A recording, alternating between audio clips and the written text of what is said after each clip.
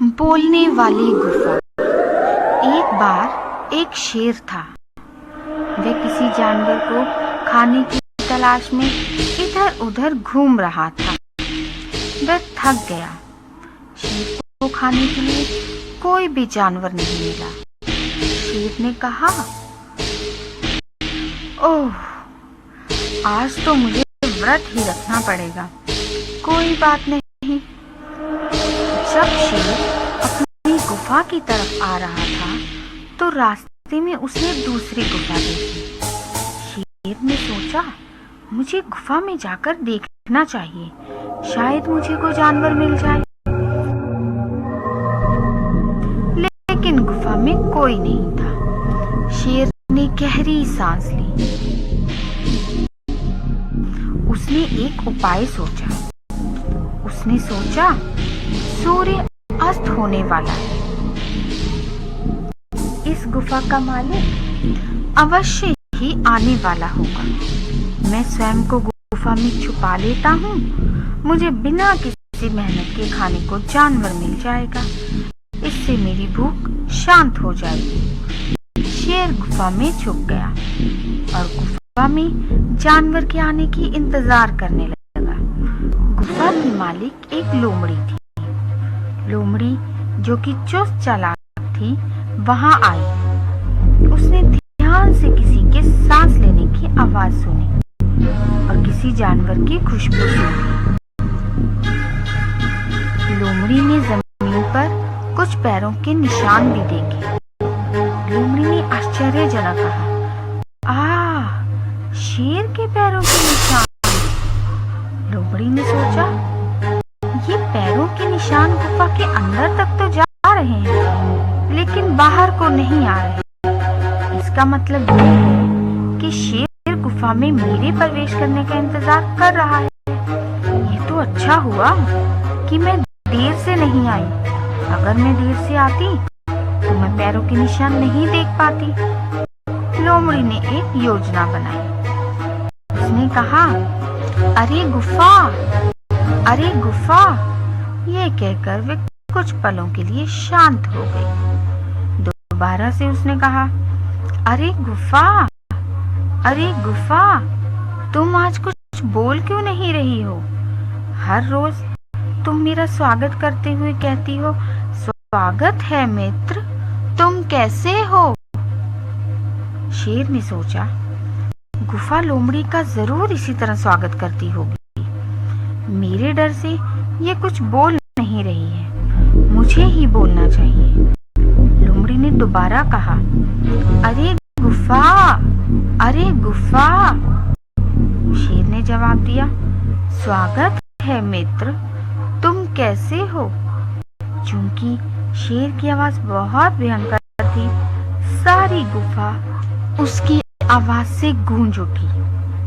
जंगल के सारे जानवर उसकी गर्जना सुनकर डर गए। शेर ने सोचा, लेकिन लोमड़ी ने कहा, अरे शेर, क्या कभी गुफा भी बोल सकती है?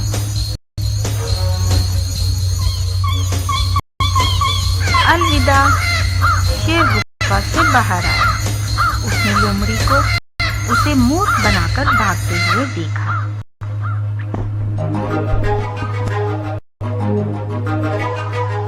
किसान और सांप। एक बार एक गांव में एक किसान था। किसान की सारी जमीन 3 सालों से पड़ रहे अकाल से सूख चुकी थी। सर्दियों में एक ठंडी शाम में किसान एक पेड़ के नीचे आराम कर रहा था। उसने पास ही एक बिल के पास एक सांप देखा। किसान ने सोचा, ये सांप यही रहता है, लेकिन मैंने कभी इसकी पूजा नहीं की। शायद इसी वजह से मेरी जमीन सूख गई है। अब मैं हर रोज सांप की पूजा करूंगा। किसान एक कटोरे में कुछ दूध लेकर आया। उसने उसे बिल के पास रख दिया और कहा, हे सर्प देवता, मैं नहीं जानता था कि तुम यहाँ रहते हो, इसलिए मैंने तुम्हारी पूजा कभी नहीं की। कृपया मुझे क्षमा कर दीजिए, लेकिन अब मैं हर रोज आपकी पूजा करूंगा। किसान ने सांप को दूध पेश किया और अगली सुबह उसे कटोरे में से चमकदार चीज मिली। यह सोने का एक सिक्का था। अब हर रोज किसान सांप को दूध पेश करता और एक सोने का सिक्का प्राप्त करता। एक दिन किसान दूसरे गांव गया था। उसने अपने बेटे को सांप को हर रोज दूध देने के लिए कहा। उस शाम उसका बेटा सांप को दूध देने के लिए गया।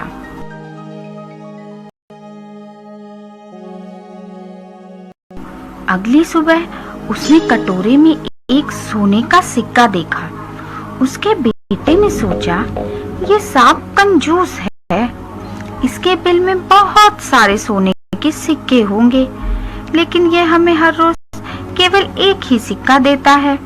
अगर मैं इसे मार दूं तो मुझे सारा सोना मिल जाएगा। अगले दिन सांप को दूध देते समय लड़के ने उस पर एक छड़ी से वार किया। वह एकदम भयंकर बन गया। उसने लड़के को काट लिया और वह वहीं पर मर गया। सांप भी जख्मी था। वह धीरे धीरे अपने बिल में गया। किसान के रिश्तेदारों ने उसके बेटे का दाह संस्कार किया।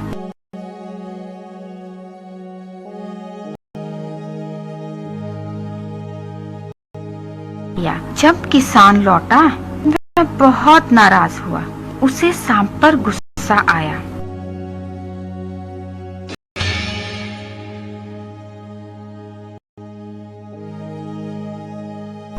सांप ने उसे सब कुछ बताया और किसान ने कहा, मैं जानता हूँ कि ये मेरे लड़के का दोष है।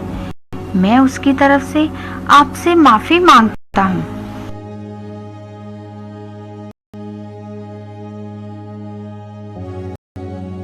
किसान ने उसे कुछ दूध दिया और दोबारा कहा, कृपया मेरे बेटे को माफ कर दीजिए।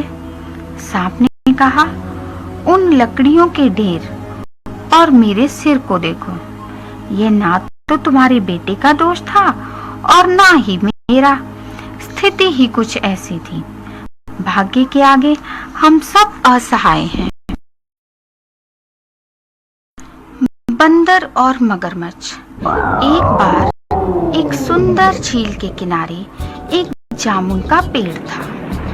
एक बंदर उस पेड़ पर रहता था, जो कि पके जामुनों से भरा हुआ था। वह अपना सारा समय कूदने और अलग अलग पेड़ों के फल चखने में बिताता था। झील में एक मगरमच्छ रहता था। दोनों पक्के मित्र थे। हर रोज बंदर मगरमच्छ को पके जामुन देता और वह इसे मजे से खाता।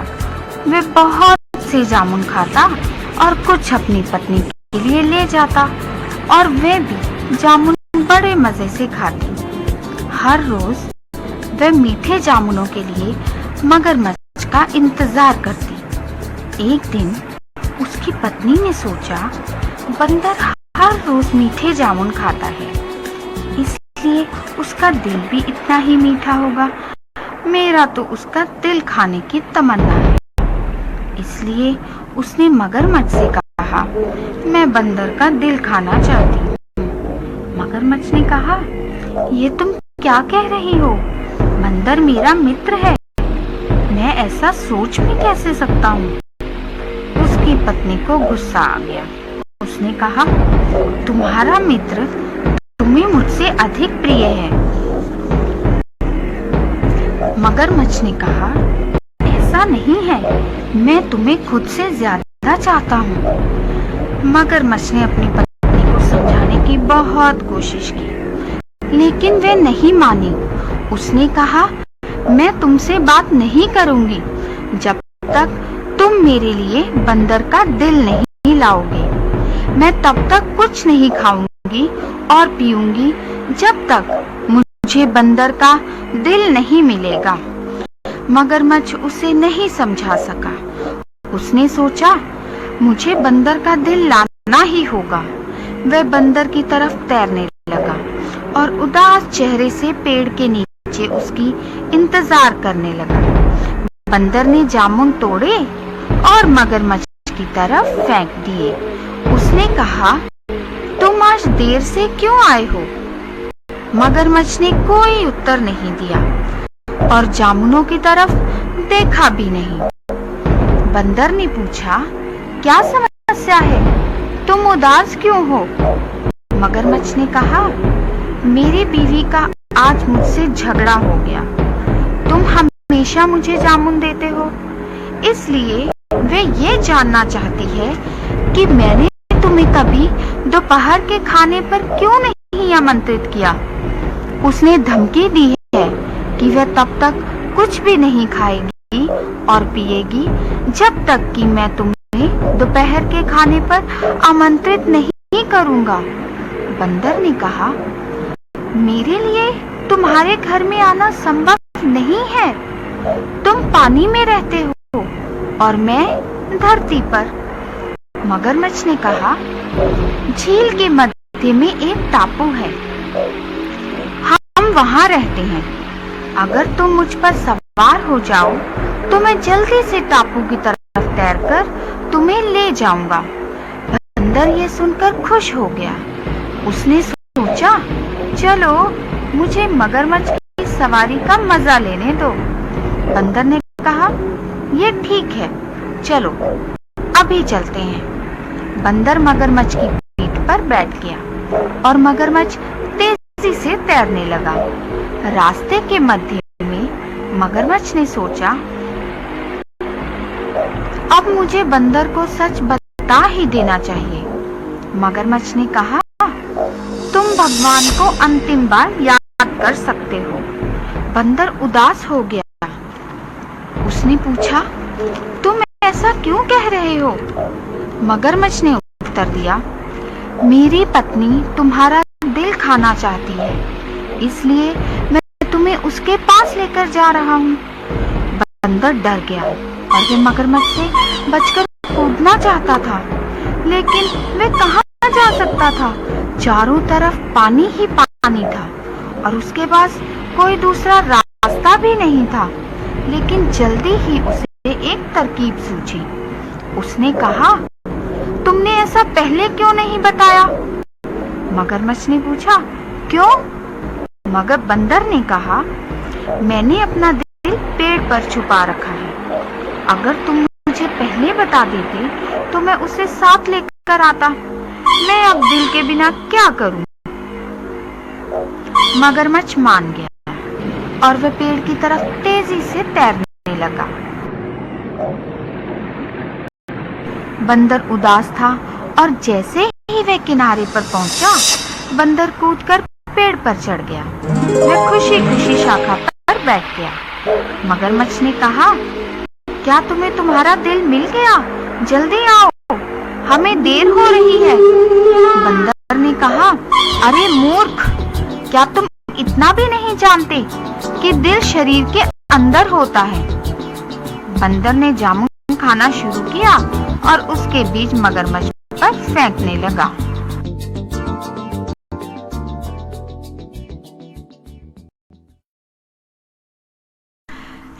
लोमड़ी और भेड़। एक दिन एक लोमड़ी भोजन की तलाश में घूम रही थी। थक हार कर वह बड़ी मुश्किल से गांव की सीमा तक पहुंची। लोमड़ी ने दो भेड़ों को आपस में लड़ते देखा।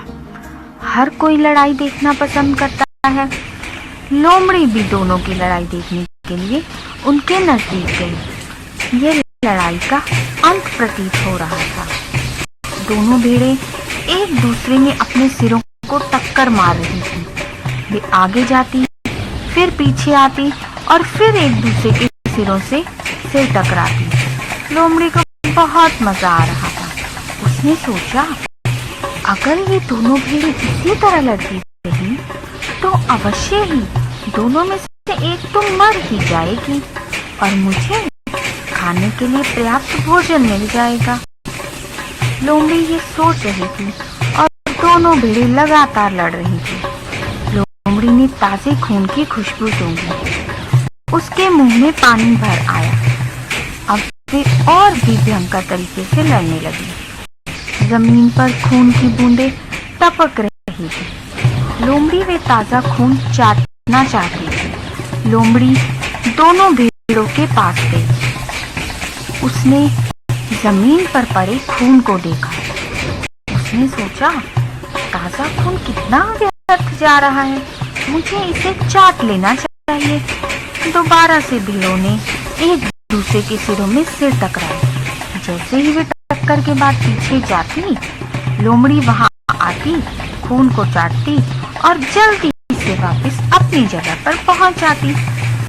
भेड़ों ने आपस में सिर टकरा टकरा कर जमीन पर बहुत सा खून बहा दिया। दोबारा से लोमड़ी खून चाटने के लिए वहां आई और दोनों भेड़ें आगे को दौड़ी और लोमड़ी के सिर से जा टकराई। लोमड़ी बेहोश होकर गिर पड़ी और मर गई। मरी हुई लोमड़ी को देखकर दोनों भेड़ों ने लड़ाई रोक दी और वहां से चली गई।